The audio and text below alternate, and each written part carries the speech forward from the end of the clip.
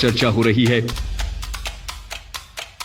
अब सवाल यह है कि चांद पर किस देश का मालिकाना हक है।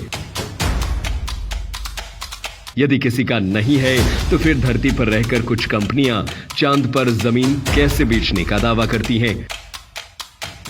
चांद पर जमीन खरीदने वालों में कई बड़ी हस्तियों के नाम भी सामने आते रहते हैं।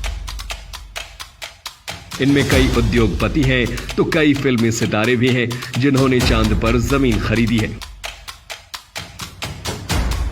अंतरिक्ष यानी कि चांद, सितारे और अन्य वस्तुएं किसी भी देश के अधीन नहीं आती। अंतर्राष्ट्रीय अंतरिक्ष कानून के आधार पर चांद पर जमीन खरीदना कानूनी तौर पर मान्य नहीं है।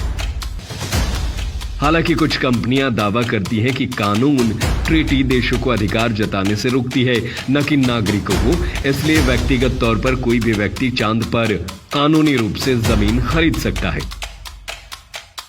मीडिया रिपोर्ट के मुताबिक लूना सोसाइटी इंटरनेशनल और इंटरनेशनल लूनार लैंड्स रजिस्ट्री ऐसी कंपनी है जो चांद पर जमीन बेचने का दावा करती है।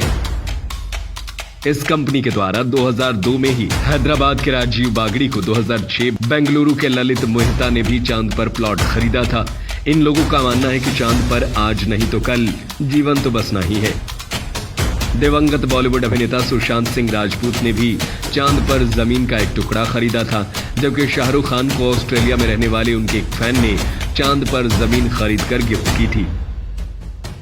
lunarregistry.com के मुताबिक चांद पर 1 एकड़ जमीन की कीमत अमेरिकी डॉलर में 37.50 यानी करीब 3075 रुपए है। यानी 1 एकड़ जमीन भारतीय रुपए में 3075 रुपए का पड़ेगा।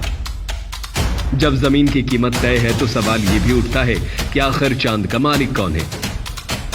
आउटर स्पेस ट्रीटी 1967 के मुताबिक अंतरिक्ष के किसी भी ग्रह या चांद पर किसी भी देश या व्यक्ति का अधिकार नहीं है।